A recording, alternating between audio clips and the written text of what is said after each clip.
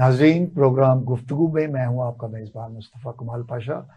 आज हमारे साथ दो बड़े सीनियर तज्ज़ियाकार, तज्ज़िया निगार, मुआशी माहिर और सियासी तज्ज़िया निगार मौजूद हैं, जनाब प्रोफेसर डॉक्टर कैस असलम साहब और जनाब एजाज़ अहमद भट्ट साहब। Thank you ji. डॉक्टर साहब, डॉलर के कटते हुए नज़र आ रहे हैं। जो डॉलर की स्लाइड है ये नेचुरल है और कितनी नीचे और जाएगी? शुक्रिया पाशा साहब। ना उसका ऊपर जाना नेचुरल था ओके और ना ही नीचे आना नेचुरल है। ये बात सही है कि गुंजाइश है उसमें नीचे आने की। बात ये है पाशा साहब कि अगर आप थोड़ा सा ये पिछले 1-1.5 साल 2 साल का तज्जिया करें तो आपको नज़र आएगा कि इमरान खान साहब की हुकूमत में वो एमनेस्टी दी हुई थी कि ज़मीनों में रियल एस्टेट में आप अपना काला धन सफ़ेद कर लें। जब पीडीएम की गवर्नमेंट आई तो एमनेस्टी ख़त्म हो गई थी। अच्छा डॉक्टर साहब, आपने बड़ी खूबसूरत बात कही है। आप थोड़ा सा इस पर तबसरा कर दें कि एमनेस्टी देना दुरुस्त था या उसको रिवोक करना? सर, मैं ये समझता हूँ कि एमनेस्टी जो है वो देने से आप शरीफ आदमी ऑनेस्ट लोगों के मुंह पे तमाचा मारते हैं। अच्छा, कि जो सारी उम्र टैक्स देता रहे वो टैक्स देता रहे और जो चोर है उसको आप कहेंगे सफेद कर ले, कोई मसला नहीं है। तो ये 13-14 हर हुकूमत ने दी थी एमनेस्टीज, तो एक भी ठीक नहीं है। अच्छा, ओके। इसका मतलब है कि शहबाज शरीफ गवर्नमेंट ने जो रिवोक की जी वो ठीक थी वो कर, मगर उसका असर ये हुआ कि एमनेस्टियां तो रिवोक हो गई पर काला धन नहीं पकड़ा गया। ओके, तो वो काला धन डॉलर में इन्वेस्ट हुआ। ओके, लोगों ने उधर सोने में इन्वेस्ट कर दी। सर, वो पकड़ा नहीं जा सकता ना। जब आपने एफएटीएफ के तहत और आईएमएफ के कहने पे और खुद शर्तें लगानी शुरू कर दी कि आपका वाइट होगा, ऐसे देखे जाएंगे। तो अभी आप देखिए कि अब ये जो एफआईए ने छापे मारे हैं तो इनमें कई सियासतदान भी नजर आए हैं कि कमरे से कमरे भरे हुए थे उनके डॉलरों के। अभी तो ब्यूरोक्रेट्स पे नहीं आया और सच वो, हालांकि पनामा लीक से लेके अब तक जो भी लीक्स आई हैं, कोई 2-3 हज़ार सरकारी अफसर भी होते हैं उसमें, civil and military and such forth, मगर उन पे कोई हम नहीं। ऐसे तो बड़े सियासतदानों पे भी नहीं हाथ डालते और जो जिन पे भी डालते हैं वो मुकमका करके बच जाते हैं। मगर इस वक्त जो एक्शन हुआ है वो इन पे हुआ, जो जिन्होंने स्मगल किया अफगानिस्तान, इन पे हुआ जिन्होंने इलीगल हुंडी के ट्रेड की हुई थी, जिन्होंने छुपाए हुए थे और जो फैसिलिटेट कर रहे थे, तो वो बाहर आया है पैसा। और हालांकि बैंकों ने भी बहुत ये किया है इसके अंदर। मैं तो आपको हमेशा से कहता रहा हूँ कि सागदार साहब जो है पार्ट ऑफ द प्रॉब्लम थे, पार्ट ऑफ द सोल्यूशन नहीं थे। वो अपना बोरिया बिस्तर उठा के वापस चले गए, जैसे आए थे वैसे ही चले गए। हाँ, पता नहीं उससे ज्यादा हैवी बैग के साथ गए हैं या वैसे ही गए हैं। मगर अब जो नहीं लेके गए पैसे, अब उन पे छापे पड़ रहे हैं तो ये नीचे आ रहा है। दूसरी बात आपको ये भी नजर आएगी कि जब डॉलर ऊपर जाता था तो स्टॉक एक्सचेंज नीचे जाती थी और जब स्टॉक एक्सचेंज नीचे ऊपर जाती थी तो डॉलर नीचे आता। तो ये पैसा या उधर लग रहा है तो या उधर लगता था। अब इस वक्त स्टॉक एक्सचेंज ऊपर जा रही है और डॉलर नीचे आ रहा है। मगर जो आज की जो खबर है वो ये है कि ओपन मार्केट में इंटरबैंक से भी नीचे आ गया। ये बड़ी और तारीख में पहली बार है। अब वाफर है वो पैसा। देखें, जब पता लग जाए सट्टाबाजों को कि उन पे कोई सख्ती आ रही है तो वक्ती तौर पे, मगर ये हल नहीं है। हल जो है वो डॉलर कमाने के लीगल तरीके जो हैं उनको फैसिलिटेट करना चाहिए। आपको एक्सपोर्ट्स फैसिलिटेट करनी चाहिए, आपको इंडस्ट्रियलाइजेशन करनी चाहिए और आपके जो बच्चे हैं उनको स्किल्स दे के, सर्टिफिकेशन दे के करें, वो बाहर भेजें ताकि वो मुल्क को ज़र मुबादला भेजें, तो फिर ये सस्टेनेबल हो जाता है। अदरवाइज नहीं। अदरवाइज ठीक है, जब तक तो ये हुकूमत रहेगी, जब तक ये क्रैकडाउन रहेगा, ये चीज़ें नीचे आ जाएंगी, और जब ये ख़त्म हो जाएगा, ये इलेक्शन हो जाएगा, ये वही सियासतदान फिर से आ जाएंगे, तो फिर जो है आपको फिर चीज़ें उस गड़बड़ में नज़र आएंगी। भट्ट साहब, डॉक्टर साहब ने बड़ा अच्छा तजिया किया। इस वक्त वकला तहरीक चलाने के मूड में हैं कि इलेक्शन जो हैं वो आइन में दी हुई मुद्दत के मुताबिक मुनक्कद हो जाए। आइन को देखते हुए और मौजूदा हुकूमत और इलेक्शन कमीशन के मूड को देखते हुए अगर हम तजिया करें तो आपको क्या नज़र आता है कि इलेक्शन कब होंगे और क्या उसके नतीजे में वही सियासतदान जिनका जिक्र डॉक्टर साहब कर रहे हैं दोबारा वापस नहीं हुकूमत में आ जाएंगे, या जो भी नया सेटअप बनेगा हुकूमत और अपोजिशन का वो इन्हीं सियासतदानों से बनेगा जो 2022 में थे, जो ये 16 महीनों में रहे? इनसे नए सियासतदान उगने तो नहीं है ना, यही सियासतदान होंगे या अपोजिशन बेंचों पे बैठे होंगे ये, या हुक्मरान इत्तेहाद में होंगे। मैं सियासतदानों पे आने से पहले डॉक्टर साहब बात कर रहे थे डॉलर की, तो मैं चाहूंगा कि 1 मिनट डॉलर पे भी कर दिया जाए डिस्कस। डॉलर की ये जो उड़ान थी और अब वापस जो उसकी ढलान है, ये दोनों जो है आर्टिफिशियल हुए हैं, और कैसे हुए हैं इसके पीछे भी एक पूरी कहानी है। देखिए, डॉलर जो था उसकी जो रियल कीमत है ना इस वक्त भी, वो तकरीबन पाकिस्तानी 280 से 90 के दरमियान है, और इसको आर्टिफिशियल तौर पे जो लेके गए, क्योंकि देखे पाकिस्तान में कारोबार के हालात वो पहले जैसे नहीं है, तो ये आर्टिफिशियल तौर पे 330 के हद गई, 30-32 के करीब। तो इस दौरान 2 अरब के जो डॉलर थे ना, 2 अरब डॉलर जो थे वो सट्टाबाजों ने बैंकों के साथ मिलके ऊपर नीचे किए। 2 अरब डॉलर ऊपर नीचे किया गया, और 2 अरब डॉलर पे आप ये हिसाब लगाएं कि डॉलर की असल कीमत है 290, आप 300 भी लगा लें तो 2 अरब डॉलर का मतलब है कि 30 और 30 60 अरब रुपए जो है ना वो इन चंद महीनों में या 1-2 महीनों में ही इन सट्टाबाजों ने कमा लिए। और ये 60 अरब का उन्होंने बड़े आराम से चूना लगाने के बाद अब उन्होंने कहा जी डॉलर की कीमत नीचे आएगी। क्यों? वो इसे आना जरूरी थी, क्योंकि जब एक सट्टाबाजों ने डॉलर खरीद लिया 290 रुपए में या 300 रुपए में, अब वो 330 पे चला गया है, तो उन्होंने निकालना भी है, इसलिए उसको एक्सट्रीम लेवल पे ले जाके निकाल दिया जाता है। जब निकाल दिया गया उसके बाद डॉलर अब नए सिरे से खरीदने हैं। जैसे रियल एस्टेट में होता है कि प्लाट जब महंगा तरीन हो जाता है तो बेच देते हैं और नए प्लाट खरीद लेते हैं, तो जब उसकी एक्सट्रीम लेवल पे वैल्यू आई है तो वो उन्होंने वो 2 अरब डॉलर जो हैं वो वापस मार्केट में बेचे हैं, जिससे हमें लगा कि डॉलर ही डॉलर हो गए हैं। ये डॉलर ही डॉलर वहां से आए हैं, और वो जो 60 अरब पे कमा लिए, अब वो उन 60 अरब से मजीद सट्टेबाजी होगी। इसका मतलब ये है भट्ट साहब कि ये जो हम समझ रहे हैं कि वो हाफिज साहब के वो जो बयानात हैं और हाफिज साहब का जो क्रैकडाउन है उसकी वजह से ये डॉलर की कीमत नीचे आई है, ये दुरुस्त नहीं है फिर? अच्छा, मैं आपको ये बता दूं, देखिए हाफिज साहब जो है ना, जब डॉलर 300 से 330 तक जा रहा था ना, हाफिज साहब उस वक्त भी मौजूद थे और स्टिक उनके पास उस वक्त भी मौजूद थी।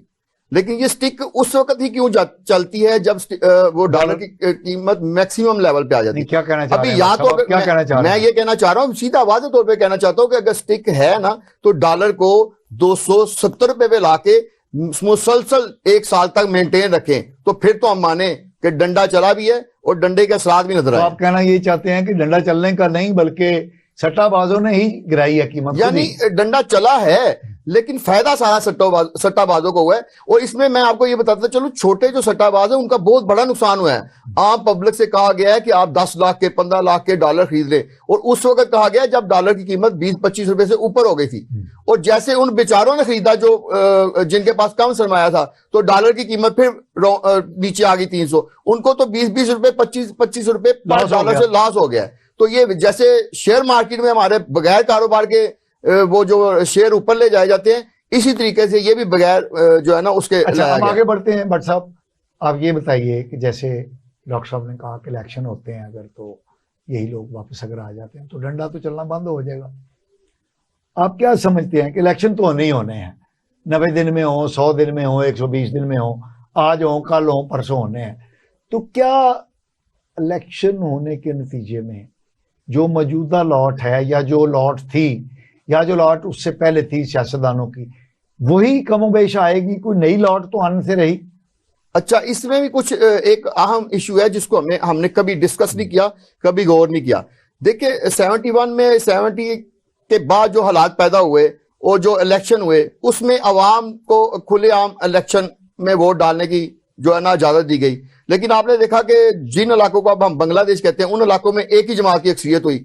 अब चाहिए ये था कि वो भी पाकिस्तानी थे, उनको उस इलेक्शन में जैसे फतह हासिल होगी तो आप उनको एक सूबे में, उस वक्त तो 2 सूबे थे, तो एक सूबे में उन्हें अक्सरियत बनाने दें, और लेकिन उनको नहीं बनाने दी गई और उसके बाद ये हालात पैदा हुए। उसके बाद आप आ जाए, उसके बाद जितने इलेक्शन हुए, कुछ लोगों का ये ख्याल है या कुछ अरबाब इख्तियार का ये ख्याल है कि जिनको वो लाएंगे ना, वो मुल्क की काया पलट देंगे। लेकिन वो से मुराद आपको पता और हमें भी पता है। तो वो जब अपने मतलब के लोगों को लाए, तो उसके बाद हमने देखा कि नवाशी जो एक सूबे के वजीर आला थे, उनको प्रमोट करके वजीर आजम तक ले जाए, जबकि उस वक्त जतोई जो थे, मुस्तफा जतोई, वो वजीर आजम के कैंडिडेट थे। लेकिन उन्होंने कहा नहीं, हमारा कैंडिडेट ये है। तो वो जतोई साहब पीछे चले गए और वजीर आला पंजाब जो है वो वजीर आजम बन गए। लेकिन उसके बाद कुछ हमने देखा ये है कि मुआशी लेवल पे मुल्क के स्ट्रक्चर के हवाले से, इंफ्रास्ट्रक्चर के हवाले से कुछ बेहतरी आई और मुल्क में काफी तेजी से इंफ्रास्ट्रक्चर बना। उस वक्त ये लग रहा था कि अरबाब इख्तियार का ये फैसला दुरुस्त है। लेकिन साथ साथ जब वो पीपल पार्टी की तरफ से काउंटर अटैक होता और जब अरबाब इख्तियार अपना रुख चेंज कर लेते, तो उससे मुल्क में स्टेबिलिटी नहीं रहती थी। तो मैं ये समझता हूं जब तक अवाम के वोटों से दुरुस्त नुमाइंदे नहीं आएंगे, उस वक्त तक इस मुल्क में जो है जमहूरियत पायदार नहीं हो सकेगी, और उस वक्त तक हम कभी भी ये। भट्ट साहब, मेरा सवाल फिर वही है, मैं जवाब दे दूं? जी जरूर सर। बात यह है कि भट्ट साहब ने बहुत दुरुस्त बातें की। इस मुल्क में ज़िया-उल हक के बाद या उसी के ज़माने से अब इजाज़त हो गई थी चंद फैमिलीज़ को, जो पहले एग्रीकल्चरस्ट थी, उनमें से बहुत सारे इंडस्ट्रियलिस्ट भी बने कॉर्पोरेट सेक्टर में आप जी, कि वो इस मुल्क के सरकारी असासों पे कब्जा करें या लूटें, और फिर उस पैसे से वो इलेक्शन लड़ें। अब इलेक्शन इतना महंगा हो गया है कि आप और मैं नहीं लड़ सकते, सोच भी नहीं सको जी। इसलिए वो जो आपका सवाल ये है कि वही इलेक्टेबल्स, वो पीपल्स पार्टी में हो, मुस्लिम लीग नून में हो, क्यू में हो, पीटीआई में हो, या अब नई जो जमात बनी है इस्तेकाम पाकिस्तान पार्टी जी, या एमक्यूएम के 2-3 हिस्से ढड़े बने हैं, एएनपी बनी है, मौलवियों की जमातें हैं, इन्होंने जो कैंडिडेट्स खड़े करने हैं, उनमें वो 3-4 पॉलिटिकल पार्टीज के ही लोग, अब क्योंकि वो जो छोटे शहरों या प्रोविंशियल इलाकों में रहते हैं, वहाँ तो वडेरा शाही चलती है, तो ट्रक भर के उन्हीं के मुजारे वोट देते हैं। किसी दिन एक फैमिली जीतती है, दूसरी फैमिली जीतती है। शहरों में ये है कि मिडिल क्लास ने वोट देना है, सोच समझ के देना है, मगर वहाँ भी अब वो जो अखराजात हैं जिसको कंट्रोल इलेक्शन कमीशन नहीं कर सकी।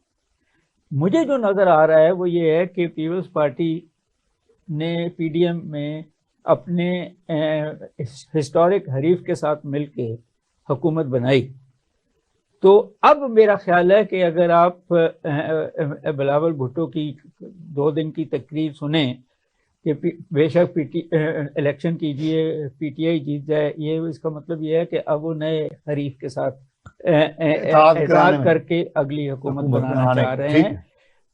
चेहरे वही रहेंगे, इत्तेहाद नए बनेंगे। उसमें अब सवाल सिर्फ इतना है कि वो जो रिलीजियस पार्टीज हैं उनका कितना % वोट आता है, जिसमें खजर रहमान है, जमात इस्लामी है, और 1-2 नई जो बनी है, क्योंकि शहरों में या कई इलाकों में ये भी तस्वर है कि अब ये फेल हो गए हैं पॉलिटिशियंस या ये बड़ी पार्टियां, तो वो रिलीजियस पार्टी जो हैं और अनपढ़ है, मगर जो यूथ है वो अब एक अबाउट 34 मिलियन है, 4 मिलियन नए 18 साल से ऊपर होते हैं, वो नई सोचें सोच रहे हैं।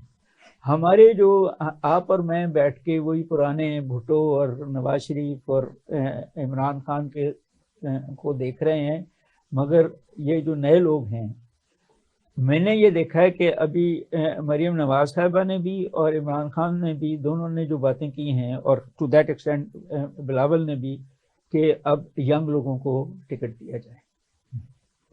यानी पार्टी की सरबराही हमारे पास ही रहे 70-72 साल के लोगों के पास। मगर क्योंकि उनको समझ आ गई है कि जो पुराने लोग बार बार आ रहे थे, अब करप्शन में भी और पॉलिटिक्स में भी वो तकरीबन फेल होते रह गए हैं और लोग अब उनको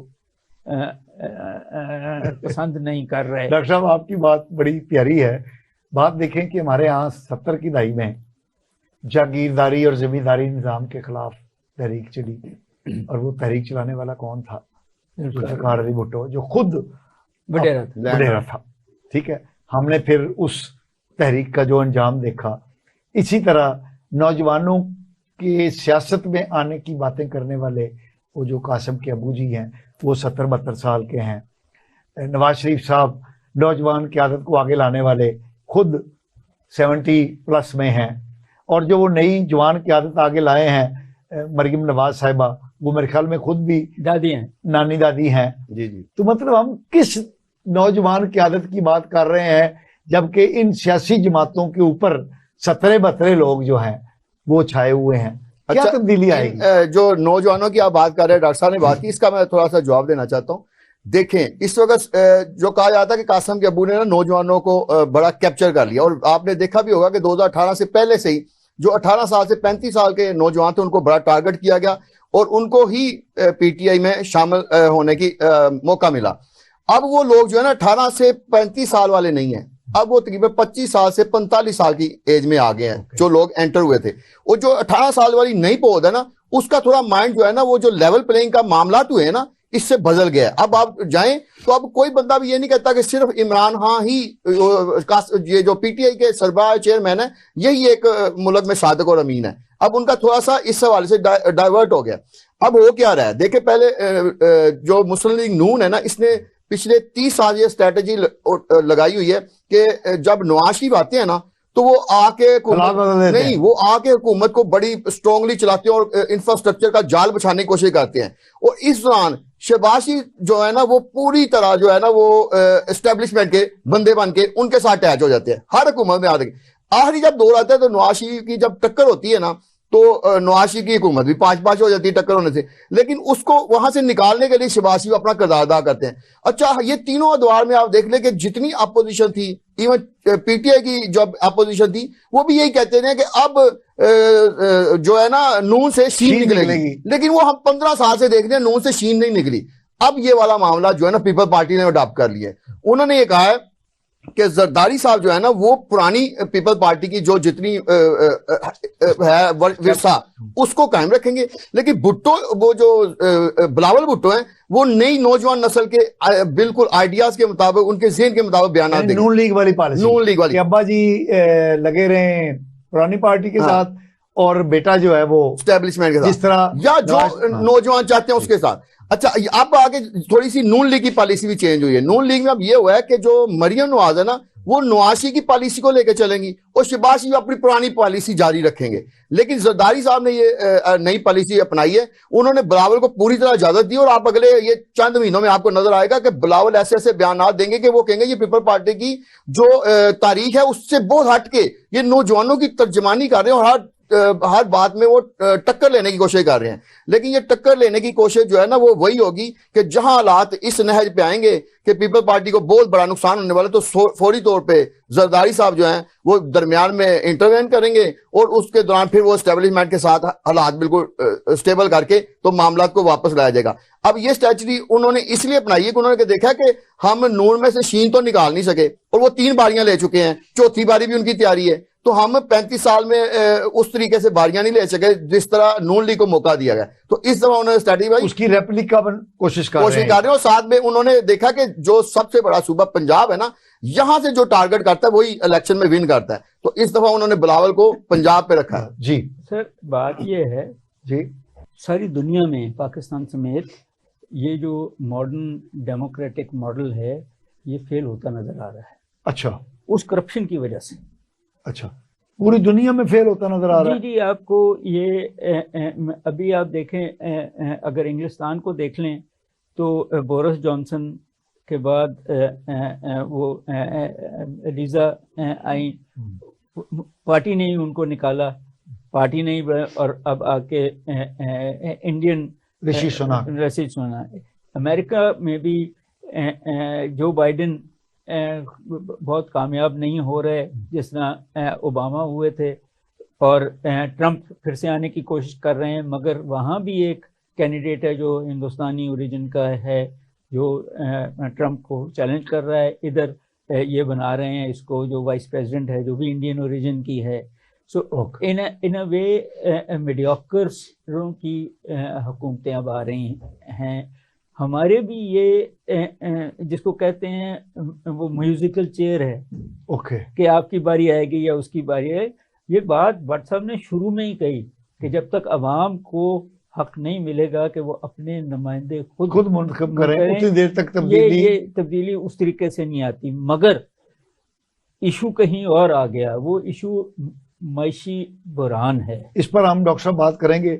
नाज़रीन, हम एक शॉर्ट ब्रेक पर जा रहे हैं, हम वापस आएंगे और अपनी गुफ्तगू का सिलसिला वहीं से दोबारा शुरू करेंगे जहां पर हम अब छोड़कर जा रहे हैं। हमारे साथ रहिएगा।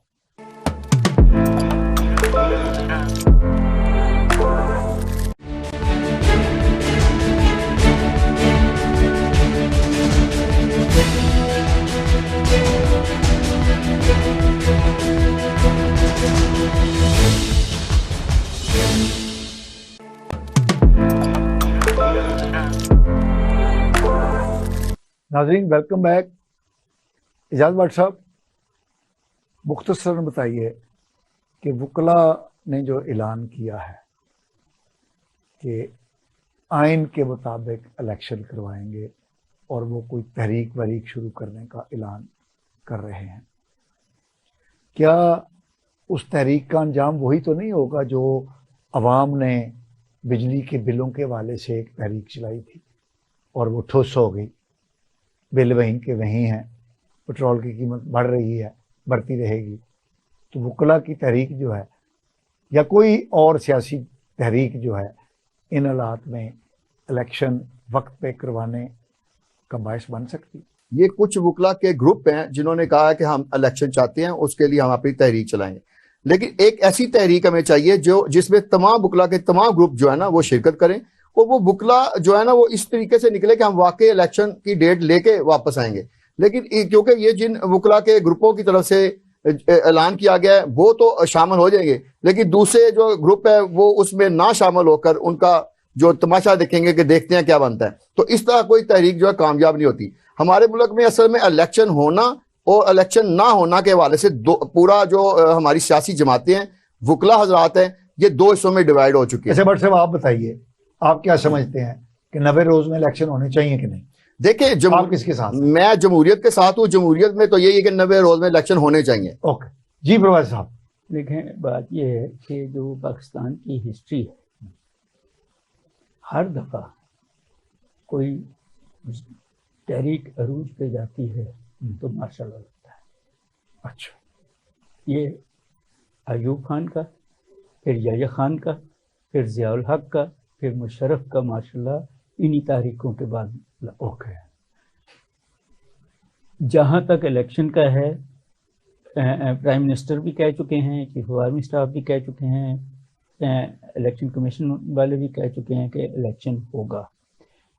कब होगा ये कोई पता डेट नहीं दी गई, बट जो था कि अगर पीडीएम एग्जैक्ट डेट पे अपनी हुकूमत छोड़ती तो 60 दिन में होना था, और 2 दिन पहले दिया तो पीडीएम ने ही वो रास्ता दे दिया कि 60 को 90 कर दिया। वो करके गए हैं इस बात को।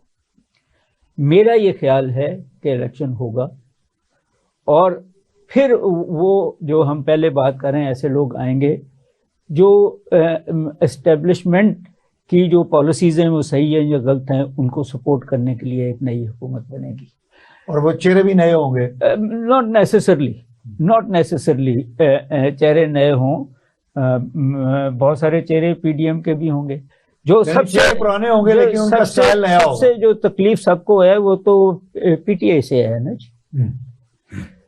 अगर पीटीआई उतनी सीटें नहीं ले सकी जो लीगल या इलीगल वजूहात से 2018 में, नहीं आगे की बात कर रहा हूँ, 2024 में, अच्छा ना ले सकी तो ठीक है इलेक्शन में, तो क्या पीटीआई फिर पार्लियामेंट से बाहर बैठ जाएगी?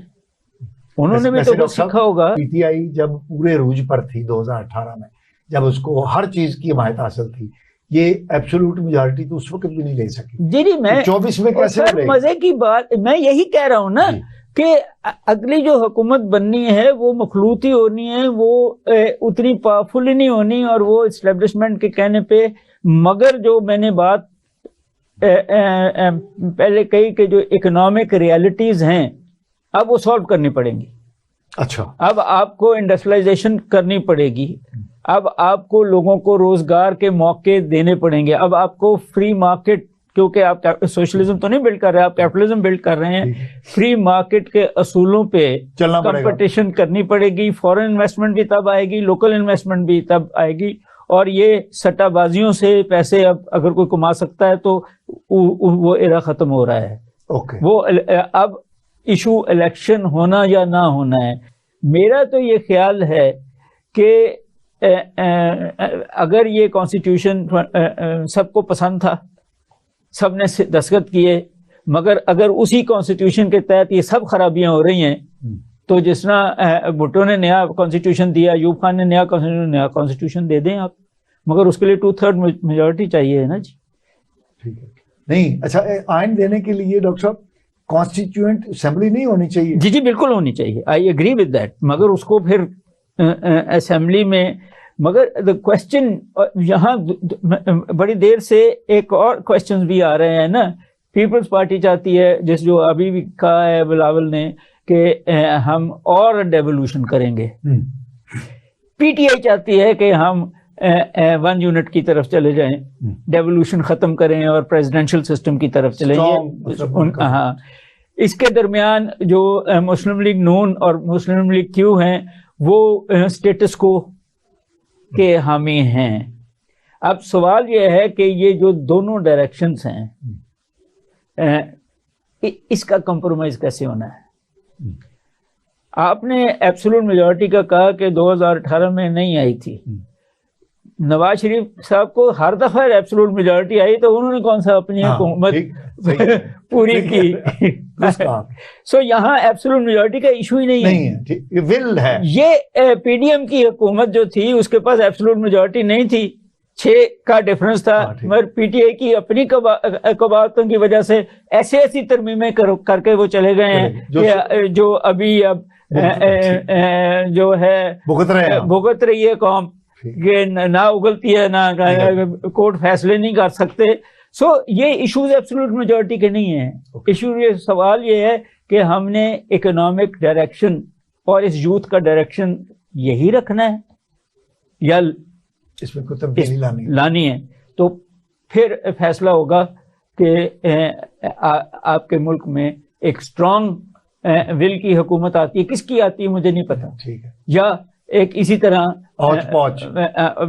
विलनेस है जो हुकूमत भी चलेगी और मुल्क भी तरक्की नहीं करेगा। बट साहब अच्छा, मैं थोड़ा सा ना ग्राउंड रियलिटी पे आना चाहता हूँ। देखिए, हम बातें जब हम बैठ के करते हैं या थिंक टैंक हमारे बैठ के बातें करते हैं ना, तो वो क्लाइमैक्स की बातें करते हैं, ग्रीस की बातें करते हैं, रोमन्स की बातें करते हैं, शेक्सपियर की बातें करते हैं। नहीं, मैं आपकी बात कर रहा, मैं कहता हूँ वो बातें ये करते हैं, लेकिन ग्राउंड रियलिटी हमें देखनी चाहिए, अपने मुल्क के मुताबिक देखनी चाहिए। हमारी ग्राउंड रियलिटी ये है कि पिछली तकरीबन 3 बड़ी पार्टियां जो है ना, वो मुल्क को डाउनफॉल में ही लेके गई हैं। पीपल्स पार्टी, नून लीग और अब पीटीआई। अच्छा, कुछ लोग नहीं मानते कि पीटीआई नहीं लेके गई, कुछ लोग नहीं मानते कि नून लीग नहीं लेके गई, लेकिन आप देखिए ना कि ये हमें नजर आ रहा है कि जो इसी दौरान ये तीनों के अदवार में हमारे साथ पड़ोस में नरेंद्र मोदी की हुकूमत रही है। हम उसको बुच्चर भी कहते रहे, हम उसको कातल भी कहते रहे, चाय वाला भी कहते रहे, लेकिन उसने इंडिया को चांद पे पहुंचा दिया और हमने जो जमीन की 7वीं तह वहां पहुंचा दिया पाकिस्तान को। अब हमें ये देखना चाहिए हुआ क्या है। ये हुआ यही है कि ये जितने सियासतदान थे ना, देखे अगर आप आईपीपी की तरफ देखें तो इन सब ने उसमें पैसे खाए हैं और अब आवाम के ऊपर मुसल्लत कर दिया है। इसी तरह प्राइवेटाइजेशन से इन्होंने इन सब ने पैसे खाए हैं और आवाम पे उन्होंने मुसल्लत। इन्होंने पीआईए का बेड़ा गर्क कर दिया, इन सब ने रेलवे का बेड़ा गर्क कर दिया, इन सब ने मोटरवे जो बन गई थी उनका बेड़ा गर्क उनको जो है ना गिरवी रख दिया। इन सब ने आप जो अपने बंदरगाहें उनका हालात देखें कि उन बंदरगाहों के अंदर जो शिपिंग हो रही है उसके हालात देखें, सारा कुछ जो इन्होंने गिरवी रख दिया। अब ये इन्होंने गिरा दिया। अब हम चाह रहे थे कि मईशत को ठीक किया जाए। मईशत को ठीक करने के लिए जब चीफ ऑफ आर्मी स्टाफ ने ये देखा कि ये सारे मामला जो है ना वो इस तरफ जा रहे हैं, अब असल हमें इस चीज को सबसे पहले तो हकीकत को तस्लीम कर लेना चाहिए कि हमारे मुल्क में पावरफुल अथॉरिटी कौन सी है। तो उस अथॉरिटी से ही पूरी दुनिया ने ना जो अपनी जो सिक्योरिटी मांगी, उन्होंने कहा ठीक है जी हम आपको सिक्योरिटी देते हैं। उन्होंने सिक्योरिटी ले ली। अब उन्होंने कहा कि इलेक्शन की स्टेबिलिटी और मुल्क की जो सियासी स्टेबिलिटी वो तो है नहीं है। उन्होंने कहा हम आपको मुल्क में सियासी स्टेबिलिटी भी देंगे। उसका अलावा यह किया गया कि एक वफाकी सतह पे जो निगरान हुकूमत लाई गई है, ये आप प्योरली देख लें, इसमें वजीर खारजा देख ले, वजीर जो है देख ले, टेक्नोक्रेट नहीं है। ये IMF के और मुतलका बड़े बड़े अदारों से और हमारी अरबाब इक़्तिदार से मंजूर शुदा लोग हैं। और मैं आपको ये भी बताता चलूं कि चारों सूबों में भी इस वक्त जो हुकूमत है ना वो भी हमारे अरबाब इख्तियार की मंजूर शुदा हुकूमत है। इस वक्त अगर आप गौर करें, कहा जा रहा है कि 2/3 मेजॉरिटी जो हुकूमत लेगी वो मामला संभालेगी। इस वक्त जितनी निगरान हुकूमत है ना वफाक में भी और चारों सूबों में, ये इस वक्त 2/3 मेजॉरिटी की हुकूमत है। ये जो काम करेंगे ना उसको चारों सूबे यस करेंगे। जो वफाकी हुकूमत मामला करेगी उसको चारों सूबे यस करेंगे और पीछे उनको प्रोटेक्शन है अरबाब इख्तियार, असल अरबाब इख्तियार की। इस वक्त जो ग्राउंड रियलिटी है हमें बता रही है कि आप जितना मर्जी जोर लगा ले, इलेक्शन अभी फिलहाल नहीं होंगे। इस हुकूमत को कम से कम 6 महीने जो है ना कंटिन्यू करना है। और उसका जो सारा फर्क है वो कहाँ रह गया। सेनेट के इलेक्शन हो रहे हैं मार्च में, वो कहते हैं सेनेट के इलेक्शन तब होंगे जबकि हमारी ये कौमी असम्बली और सूबाई असम्बलियां बनी होंगी, और सदर के इलेक्शन भी तब ही होंगे जब ये बनी होगी। इसका वो हल सोच रहे हैं। बकाया उन्होंने तमाम मामला पे काबू पा लिया हुआ है और वो ये इसका हल भी बड़े गौर फिक्र से सोच रहे हैं। उनके थिंक टैंक बैठे हुए हैं कि अगर हम फरवरी तक इलेक्शन, इसलिए मैं बताना चाह रहा हूं कि इलेक्शन अगर हुए ना तो इसकी असल डेट है फरवरी, क्योंकि फरवरी में हो जाएंगे और सेनेट के इलेक्शन हो जाएंगे। तो यानी बेसिकली भट्ट साहब बात कर रहे हैं जी टैंकों में बैठ के सोच रहे हैं। मैं एक लास्ट वर्ड फिर डॉक्टर साहब चले। लास्ट वर्ड ये है कि अगर डिले हुआ ना तो फिर सदारती इलेक्शन भी डिले होगा, इलेक्शन भी डिले होंगे और सेनेट के इलेक्शन भी डिले होंगे। फिर हम 50% सेनेट के साथ भी गुजारा करेंगे जी। देखें भट्ट साहब ने बड़ी खूबसूरत बातें की हैं मगर थोड़ी सी डंडी मारी है जी जी। पॉलिटिशियंस को तो बुरा कह दिया, क्या ज़िया ने भी कोई माशरा या मुशर्रफ के माशाल्लाह ने भी कौन सी अच्छी बातें कर ली थी इस मुल्क में, वो भी उसी कंटिन्यूएशन ऑफ मिस गवर्नेंस का हिस्सा हैं। बात यह है कि असल में ये पॉलिटिकल पार्टीज हों या मिलिट्री रूलर्स हों या सिविल एंड मिलिट्री रूलर्स हों, ये एक ही अपर जो जर्पिंग क्लास के रिप्रेजेंटेटिव्स हैं और इनको इंडस्ट्रियलाइजेशन नहीं आती। इनको वो जो एक इकोनॉमी ठीक करने के लवाजमत हैं वो नहीं आते। उसका लवाजमत है कि अगर आप कौम के बच्चों को इंटरनेशनल लेवल की 21वीं सदी की तालीम देंगे तो डेमोक्रेसी भी आएगी, शऊर आएगा, साइंस एंड टेक्नोलॉजी भी आएगी। मगर अगर वो नहीं आप देंगे तो उसका नतीजा क्या निकलेगा? वही हो निकला, वो अमरीयत हो या जमहूरियत हो या हाइब्रिड निज़ाम हो। नतीजा अच्छा प्रोफेसर साहब टाइम क्योंकि हमारे पास थोड़ा है, ये G20 जो हुई है 9-10 सितंबर को, इंडिया कहाँ आपको खड़ा नजर आ रहा है और उसके मुकाबले में हमारी क्या हैसियत है? देखें हम तो G20 में है नहीं, हालांकि शायद क्योंकि हम हमारी जो ग्रोथ रेट है वो -0.3 पे चली गई, बजाय वो 6% पे रहती तो शायद हम करीब जा रहे थे G20 में। तो क्योंकि हम मेंबर ही नहीं है। मगर जो इस G20 में हुआ है 2-3 चीज़ें हुई। पहली बात तो ये है कि चाइना ने उनके सदर नहीं आए, चाइना और रूस के सदर नहीं आए। सदर तो और वजह से नहीं आए ना कि उस पर अरेस्ट वारंट्स हैं उसका। अच्छा ठीक है। मगर चाइना का जाना बहुत जरूरी था और ख्याल था कि जो बाइडेन और चाइना की मुलाकात होगी, उन्होंने स्नब किया। वज़ीर-ए-आज़म को मगर पहली बात तो ये है कि क्लाइमेट चेंज पे कोई खातर खा, कोल के अलावा कोई मुआहदा नहीं हुआ। यानी वो पुराना ही जो मुआहदा था उसको पेरिस एग्रीमेंट, उसी को उन्होंने जी। दूसरी बात जो बड़ी इंटरेस्टिंग हुई है, जहां आप पाकिस्तान की बात कर रहे हैं, कि European Union as a bloc उसकी मेंबर है, ठीक है। पहली दफा अफ्रीकन यूनियन को भी एज अ ब्लॉक उसका मेंबर बना दिया। हालांकि अफ्रीका में साउथ अफ्रीका के अलावा कोई ऐसा मुल्क नहीं जिसकी जीडीपी G20 के अंदर, और वो 21वां मेंबर बना दिया ठीक है। मगर जो इंडिया का जो बात भट्ट साहब ने की कि जो वो चांद पे गए हैं साइंस एंड टेक्नोलॉजी, वहां उन्होंने पॉवर्टी दूर नहीं की, वो उतनी ही है जितनी है, मगर जो उनका मॉडर्न इंडिया है वो कॉरपोरेट सेक्टर के साथ जाके अब उस लेवल पे चला गया है जहां उन्होंने जो ये एग्रीमेंट किया है, जो पैरेलल सीपैक पैरेलल है, इंडिया यूरोप और मिडिल ईस्ट, और वो कहते हैं कि हाँ कॉरिडोर के ट्रेन भी चलाएंगे और ये सारा होगा, शिप भी चलाएंगे, क्योंकि अमेरिका को नजर आ रहा था कि अमेरिका भी आइसोलेट हो रहा है उसमें, और इंडिया भी आइसोलेट हो रहा है क्योंकि इंडिया सीपैक में नहीं जा रहा था। तो सऊदी अरब भी इन्वेस्टमेंट करने लगा है, इसराइल करने लगा है, बर्तानिया करने लगा है। सिर्फ सवाल ये है कि वो ट्रेन आएगी कहाँ से इंडिया जी। इंडिया के इस साइड पे पाकिस्तान है, उस साइड पे बर्मा है, ऊपर चीन है, तो वो जो ट्रेन लानी है वो समुद्री जहाज पे बिठा के तो नहीं लेके उसको कुछ तो आता चाहिए उनको हमारी जरूरत आनी है। अच्छा जी, वो यहीं से आएगी ना। असल तो लिंक चाइना, इकोनॉमी तो चाइना है जिसके साथ लिंक करना है। शिप्स तो अभी भी आ रही होंगी अमेरिका की और दुनिया की या गल्फ की। तो असल सवाल ये ट्रेन कहाँ से लाएंगे, कि वो ट्रेन कहाँ से लानी है वो अभी मुझे नक्शा नहीं मिलेगा, मगर ये अमेरिकन इन्वेस्ट को ये समझ आ गई थी कि जो चाइना ने इस खित्ते में इन्वेस्टमेंट की है और लोगों के दिल जीत लिए हैं, वो अब अमेरिका को करना पड़ेगा। हालांकि अमेरिका और इंग्लिस्तान ने इस खित्ते में कई साल हुकूमत भी की, पैसे भी खर्चे, मगर सिर्फ अमीरों को अमीर करते रहे। तो ये एक्चुअली चाइना को काउंटर करने के लिए इंडिया को ऊपर करने के लिए इन्वेस्टमेंट्स हैं। मगर आपकी बात सही है कि इस दोनों कॉरिडोर्स में पाकिस्तान का रोल है। ये तो बहुत अच्छी बात जी भट्ट साहब। अच्छा, ये देखिए जो G20 की कॉन्फ्रेंस हुई ना, मैं तो इसमें सबसे अहम जो फैक्टर है वो यही समझता हूँ कि सऊदी शहजादे ने पाकिस्तान आना था, 2 बार आने के लिए डेटे भट्ट साहब इजाजत दें, कोई नहीं उसने आना था, ये आप तरले मिनते कर रहे थे, दाढ़ी को उसकी हाथ लगा रहे थे कि यार तेरी मेहरबानी है शहजादे, जान लग गया जरा साढ़े वाले भी 2-3 घंटे रुक जाए ताकि हमारी इज्जत रह जाए।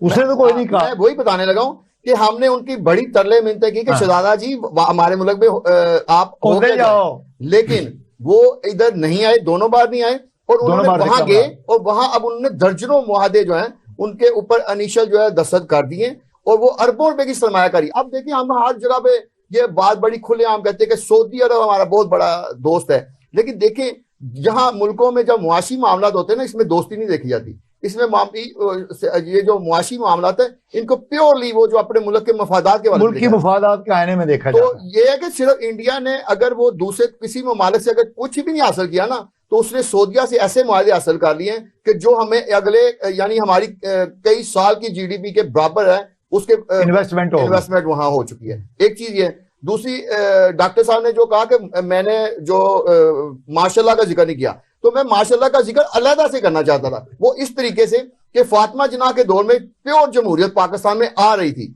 लेकिन अयूब खान ने जाके कराची में कहा कि सबसे ज्यादा सपोर्टर इधर है, तो इन्होंने जाके वहां कहा कि आगे समुद्र और पीछे अयूब है, तो अगर आपने फातिमा जिन्ना का साथ दिया तो आप देख लें फिर आपका क्या बनेगा, या तो आपको अगर काबे समुद्र होना पड़ेगा तो या मेरे हाथ में आना पड़ेगा। तो लिहाजा वो पीछे हट गए। पहला तो जमहूरियत पे शब खून जो है ना अयूब खान के दौर में हुआ, उसके बाद आज भुट्टो के दौर में हम जा रहे थे, एक उस वक्त भी पाकिस्तान एटम बम बनाने के रास्ते में चल पड़ा, पाकिस्तान में और भी बहुत सारी मुआशी तरक्कियां हो रही थी, लेकिन जब जैसे ही ज़ियाउल हक साहब आए उन्होंने ना सिर्फ एक मुंतखब वजीर आज़म को जो फांसी की सजा दिलवा दी, और बल्कि उसके बाद हुकूमत पे ऐसे चिमटे कि लोगों को पता ही ना चला कि 10 साल हम इनकी कैद में रहे हैं। और उसके बाद आपने जमहूरियत के छोटे छोटे जो पीसेस देखे नवाज शरीफ और बेनजीर के दौर में, उसमें हमने जमहूरियत को इतने प्योर हालत में नहीं देखा। लेकिन यहाँ कहा जा रहा है कि हर दफा जब कोई बड़ी आई यानी तहरीक स्टार्ट हुई तो उसके बाद मार्शल आया। लेकिन मैंने देखा कि किसी भी एक तहरीक की वजह से मार्शल नहीं आया। जब मार्शल वालों ने आने का पूरा जोर लगाने का और तो उन्होंने तहरीक करना शुरू किया। अच्छा, तहरीक करना शुरू किया और देखें वो तहरीक के सिलसिले में नहीं, सिर्फ जिस दिन मुशर्रफ साहब एक जहाज पे उड़ रहे थे तो उन्होंने कहा जी जहाज को अगवा कर लिया गया, इस बात को उन्होंने वज़ीर आज़म को अंदर कर दिया। और ये आप जितनी देखें ये मार्शल की वजह से जो 30-35 साल मुल्क के जाया हुए, इससे हमें ये सीखना चाहिए कि इंडिया ने शुरू में ही फ्यूडलिज्म पे और ये जो इसका मार्शल का, मैं भी इसको भी यही कहूंगा मार्शल का भी फ्यूडलिज्म ही था। तो ये दोनों फ्यूडलिज्म ने मिल के जो हमें तबाह किया ना, इंडिया इससे शुरू में ही उसने काबू पा लिया। उन्होंने जमीनों का वो कतार को इतना छोटा कर दिया कि किसी को वो माफिया बनने की जरूरत ही ना हुई।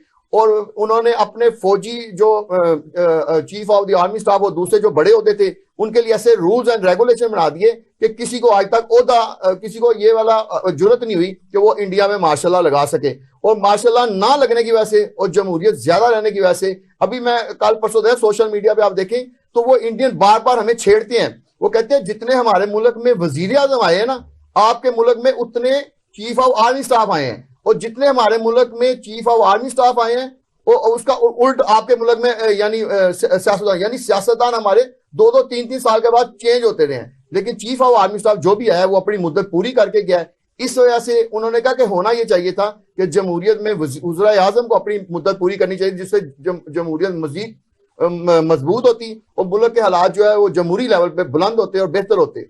अब भी हमें सोच लेना चाहिए कि हमें जमहूरियत का साथ देना है या मार्शल लॉ का, फिर ही हम तरक्की कर सकेंगे। नाज़रीन, आपने हमारे मेहमानों की गुफ्तगू सुनी। जनाब डॉक्टर कैस असलम साहब, जनाब एजाज अहमद भट्ट साहब, आपका शुक्रिया कि आप हमारे प्रोग्राम में तशरीफ़ लाए और अपने ख्यालात से हमारे नाज़रीन को मुस्तफ़ीद फरमाया। नाज़रीन, अगले प्रोग्राम तक के लिए अपने मेज़बान को इजाज़त दीजिए। अल्लाह ने